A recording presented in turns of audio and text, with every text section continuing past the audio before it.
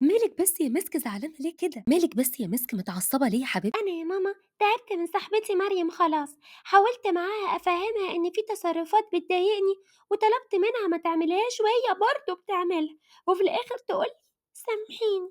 خلاص يا ماما، أنا مش عايزة أعرفها تاني. ليه بس يا مسك أنتِ مش بتحبيها؟ بحبها يا ماما، دي صاحبتي الوحيدة. يبقى لازم تصبري عليها، وحاولي إنِّك تنصحيها مرّة و2 و3 وما تملّيش أبدًا لحد ما تسمع كلامِك وتبطّل تعمل الحاجات اللي بتضايقِك، لازم تصبري عليها يا مسك لحد ما ربنا يهديها. أصبر؟ لا يا ماما، أنا خلاص قلت ليها مش عاوزة أعرفها تاني. ليه بس كده يا مسك؟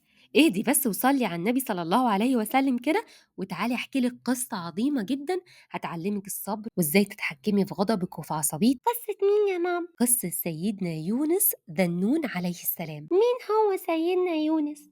وربنا سبحانه وتعالى أرسله لمين؟ أقول لِك يا مسك، سيدنا يونس هو نبي من أنبياء الله تعالى، اللي أرسلهم ربنا لهداية الناس ودعوتهم لعبادة الله وحده، وأرسل سيدنا يونس لأهل نينوى المعروفة حاليًا بأرض الموصل في العراق، وكانوا ناس بيعبدوا الأصنام، دعاهم سيدنا يونس لعبادة ربنا وحده وإن هم ما يعبدوش الأصنام تاني لمدة كام؟ 33 سنة بينصحهم وبيقول لهم سيبوا عبادة الأصنام، ولكن ما حدش سمع كلامه فيهم خالص إلا 2.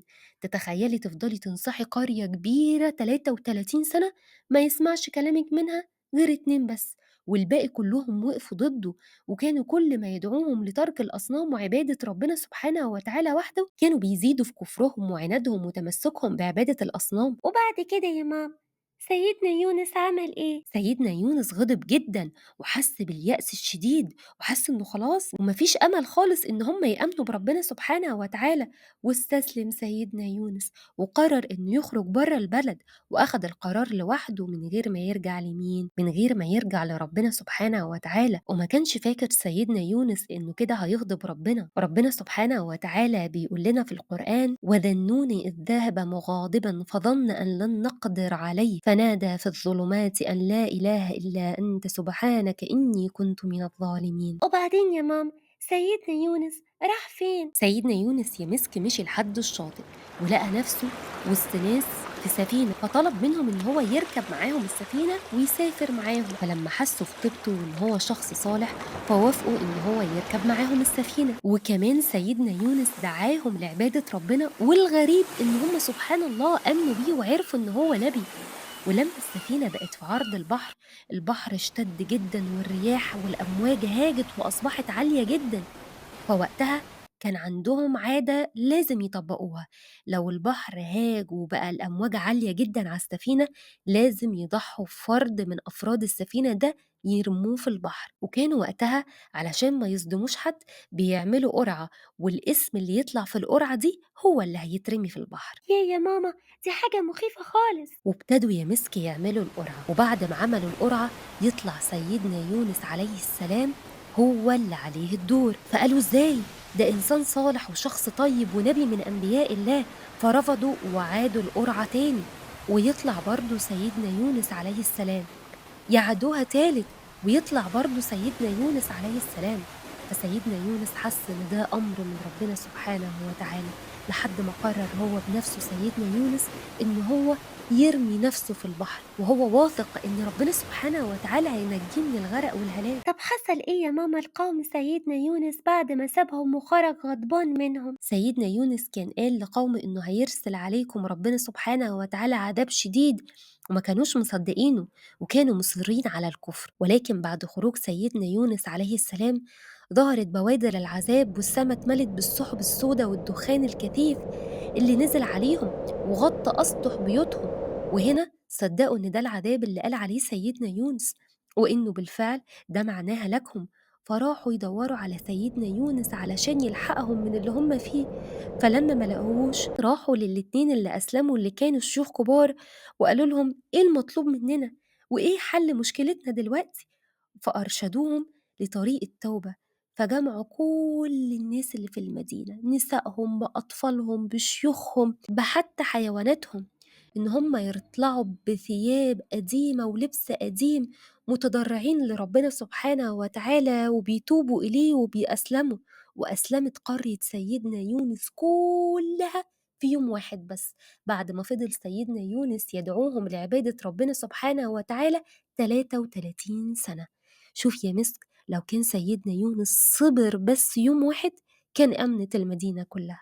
وبعدين يا ماما سيدنا يونس حصل له إيه في البحر يا ماما بعد ما رمى نفسه فيه؟ لقى نفسه قدام حوت ضخم جدا جدا جدا، وراح الحوت ده التقمه. يعني إيه التقمه؟ يعني بلعه من غير ما يندغه يا مسك، وده كان ابتلاء من ربنا سبحانه وتعالى جزاء ليه إنه ترك قومه دون الرجوع لربنا سبحانه وتعالى في القرار ده، ودون انتظار أمر ربنا سبحانه وتعالى. ابتلعوا الحوت واستقر داخل بطنه. وعلى عكس المتوقع سيدنا يونس كان سليم وما فيهوش أي حاجة، لأني قلتلك الحوت التقم سيدنا يونس، ما مضغهوش أبدا. طب إزاي يا ماما برضه سيدنا يونس ما تعورش؟ لأن يا مسك كان في حفظ الله ورعايته، كانت من معجزات ربنا سبحانه وتعالى ومن معجزات قصة سيدنا يونس. مشي الحوت وفضل يعوم في البحر وسيدنا يونس في بطنه. وكان سيدنا يونس أول ما نزل بطن الحوت افتكر إن هو مات، فابتدى إن هو يحرك إيديه، لقى إيديه بتتحرك، فعرف إن هو لسه عايش. وكان يسمع أصوات غريبة مش عارف مصدرها إيه، ولكن ربنا سبحانه وتعالى لما سيدنا يونس ابتدى يسمع الأصوات دي اكتشف إن هي تسابيح المخلوقات الحية، فابتدى إن هو يقلدهم ويسبح ربنا سبحانه وتعالى. وابتدى يقول سيدنا يونس: لا إله إلا أنت سبحانك إني كنت من الظالمين. وإكراما يمسك لسيدنا يونس، الدعاء ده أي حد بيكون في مشكلة أو في كرب لو قاله ربنا سبحانه وتعالى بيشيل عنه الكرب والهم اللي هو فيه. ربنا استجاب لسيدنا يونس عليه السلام وأمر الحوت إنه يخرجه من بقه. بسم الله الرحمن الرحيم: فلولا إنه كان من المسبحين للبث في بطنه إلى يوم يبعثون. يعني ربنا بيقول لنا يا مسك، لولا إن بس سيدنا يونس قال الدعاء ده لا إله إلا أنت سبحانك إني كنت من الظالمين، كان زمانه في بطن الحوت لحد ما أنا بكلمك دلوقتي. خرج سيدنا يونس عليه السلام من بطن الحوت ورماه على الشاطئ الحوت، وسيدنا يونس هزيل تعبان وجلده ضعيف جدا، جلده باش من كتر المية اللي كانت في بطن الحوت. سيدنا يونس قعد في بطن الحوت 3 أيام يا مسك. وأول ما خرج سيدنا يونس للشط ما كانش جلده أبدا هيستحمل أشعة الشمس ولا الحشرات. ربنا سبحانه وتعالى أنبت ليه شجر اليقطين في المكان اللي هو فيه. وليه يا ماما شجر اليقطين ده بالذات بالتحديد يعني؟ ليه مش أي شجرة تانية؟ سؤال جميل قوي قوي يا مسك، لأنه ما كانش فيه شجرة تانية تنفع غيرها. الورق بتاع الشجرة دي ما يخليش الدبان والحشرات يجوا عليها أبدا، وكمان كبيرة جدا يقدر سيدنا يونس يستظل تحتيها من أشعة الشمس، وكمان الثمر بتاعها ممكن يتاكل من أول ما بيثمر. ربنا سبحانه وتعالى سخر ليه أروية عشان يشرب من لبنها لحد ما يخف ويسترد صحته تاني. إيه هي الأروية دي يا ماما؟ دي أنثى الوعل يا مسك، ربنا سبحانه وتعالى سخرها لسيدنا يونس تجيله الصبح وبالليل يشرب من لبنها، وطول النهار ترعى في البرية. وبعد كده يا ماما سيدنا يونس رجع لقومه تاني؟ سيدنا يونس عليه السلام بعد ما تعافى بفضل الله ورعايته ورحمته رجع لقومه تاني، فوجدهم كلهم مؤمنين خاشعين وحالهم اتغير للأحسن خالص. ساعتها ربنا سبحانه وتعالى يمسك بعد كده أرسل سيدنا يونس لقرية تانية. القرية دي كان عددها 100,000 أو يزيدون. تخيلي أول ما سيدنا يونس دعاهم كلهم آمنوا 100,000.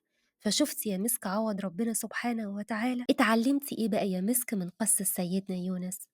اتعلمت إن الغضب مش بيحل، بالعكس ممكن يعقد الأمور، وإننا لازم نتحكم في نفسنا وما ناخدش قرار وإحنا غضبانين علشان ما نندمش عليه وربنا يعاقبنا، وإننا لازم نصبر وما نستعجلش في أي قرار، لازم نفكر الأول. شطورة يا مسك، ايه الحلاوة دي؟ هتعملي ايه بقى مع صاحبتك مريم؟ هصبر عليها يا ماما ومش هخاصمها، وطالما أنا بحبها هفضل جنبها لحد ما تتغير للأحسن إن شاء الله.